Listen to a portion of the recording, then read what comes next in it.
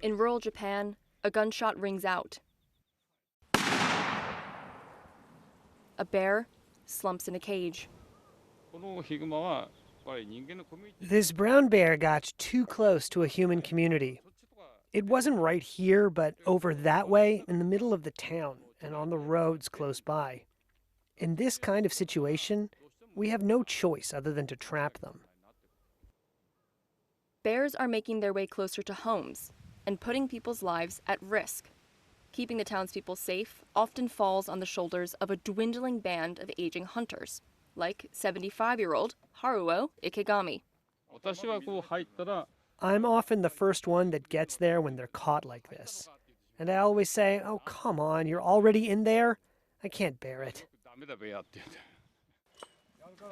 Once a common sight among the trees, hunters like Ikegami are now older and fewer in number than before.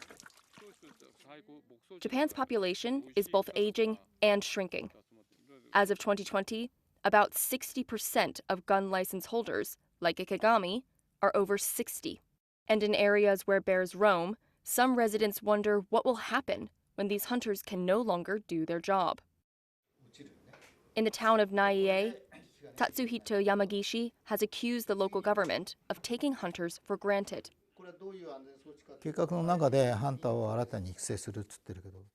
They say we should train new hunters, but there's nothing specific on how we should do this. Who's going to hold the training sessions and the workshops? In a few years' time, when we are all over 70 years old, will there even be anybody left who could teach people how to hunt bears? Even if they wanted to.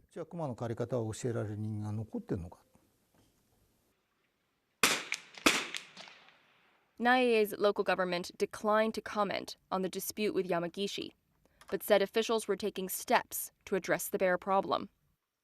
Japan's Environment Ministry says it subsidizes local governments to train officials and conduct bear drills. But the country's reliance on recreational bear hunters could become unsustainable, according to the hunters themselves, officials, residents, and experts Reuters spoke to.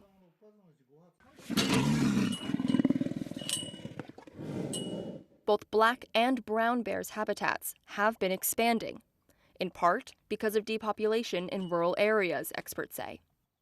Some believe this, and less managed farmland, may be making bears more daring, and the animals appear to be raising cubs closer to human settlements, causing them to fear people less than before.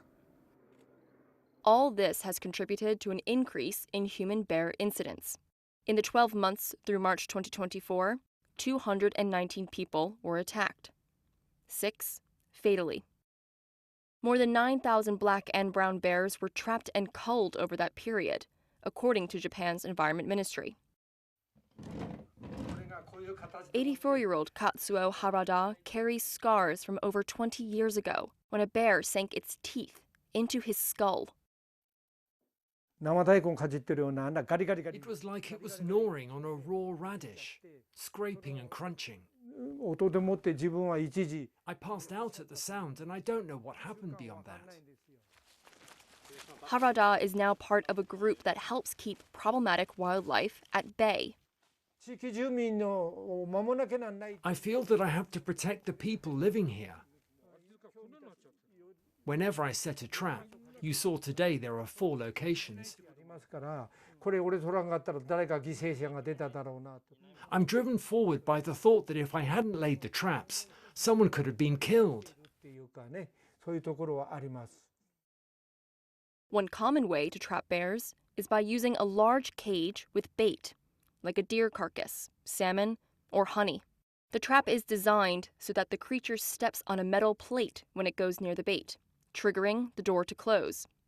The local authorities then make a call on what to do with the animal and may involve licensed hunters to kill it. The trapped bear is looked after and fed until it is culled. As an alternative solution, some companies are turning to technology. This monster wolf robot growls, barks, and emits threats. Costing about $2,500, it is triggered by a sensor and powered by solar energy. It has shown some success, But Yamagishi explains that it takes years for humans to learn how to trap bears, and insists their expertise will remain indispensable. Responding to the increase in attacks, the Japanese government this year proposed relaxing rules around gun use to make it easier to shoot bears in urban areas. But hunters say it's hard to find new recruits because the job is expensive, unappealing, and exhausting. Some get 8,000 yen, or about $50, from local governments for a bear cull. This might cover expenses and fuel, Ikegami says, but little else. A system is needed, they suggest, where hunters are paid enough to support a family. Because if the younger generation doesn't take up the torch, the last line of defense will soon be gone.